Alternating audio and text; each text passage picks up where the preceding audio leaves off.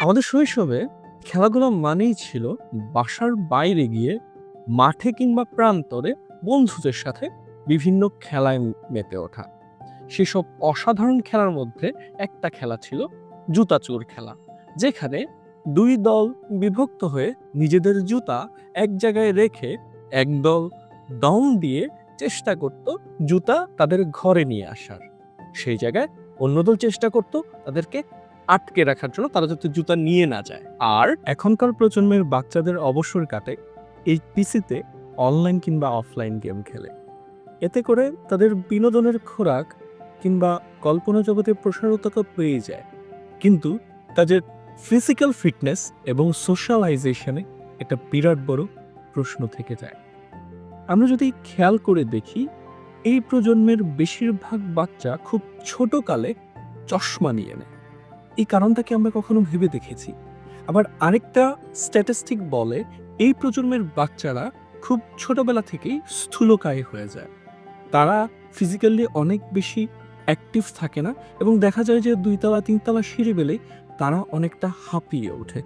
এই কারণগুলোকে যদি আমরা একই সূত্রে গাঁথি, তাহলে কিন্তু আমরা একটা বিশাল বড় সমস্যা দেখতে পাবো।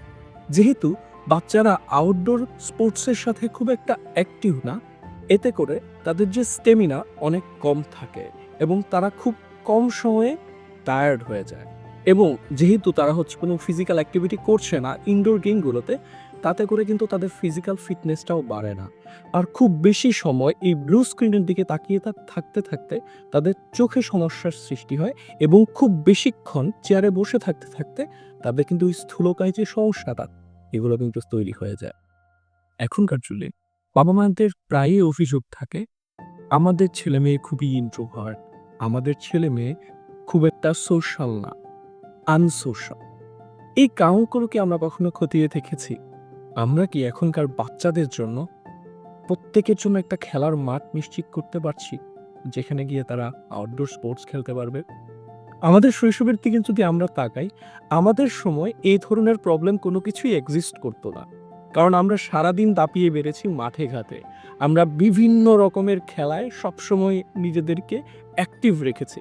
এতে করে আমাদের ফিজিক্যাল স্ট্যামিনা যেমন বেড়েছে, আমাদের সোশ্যালাইজিং স্কিল বেড়েছে, আমাদের লিডারশিপ কোয়ালিটি বেড়েছে। কারণ বাচ্চারা একেকজন সমাজের একেক অংশ থেকে আসে। তাদের সাথে কথা বলতে বলতে, তাদের সাথে খেলাধুলা করতে করতে এই স্কিলগুলো আমাদের অটোমেটিক ডেভেলপ হয়ে গিয়েছে। তাই তখনকার সময় আমাদের এসব কোনো প্রবলেমই ছিল না। কিন্তু এখনকার বাচ্চাদের মধ্যে এইসব প্রবলেমগুলো খুব বেশি পরিমাণে দেখা যায়।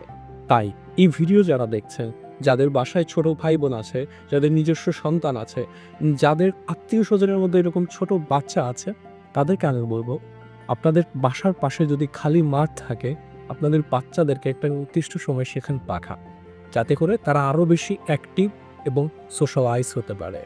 আর যারা শহরে রয়েছেন, ঢাকা শহরের মতো জায়গায়, যেখানে আসলে এই ৪ দেয়ালের মধ্যে বন্দি থাকা ছাড়া বাইরে মাঠের কোনো ব্যবস্থা নেই, তাদেরকে বলব সপ্তাহে একটা দিন অন্তত বের করেন বাচ্চাদের জন্য, যাতে করে তারা আউটডোর স্পোর্টসগুলোতে খুব অ্যাক্টিভ হয়। আর তাতে করেই তারা নিজেদেরকে খুবই ফিট রাখতে পারবে এবং অনেক বেশি সোশ্যাল হয়ে উঠবে। এবং আমাদের যত প্রবলেম রয়েছে, এখন যে সমাজের যে এই প্রবলেমগুলো রয়েছে, যে ইন্ট্রোভার্ট, সোশ্যালাইজিং এই প্রবলেমগুলো তখন আর দেখা যাবে না।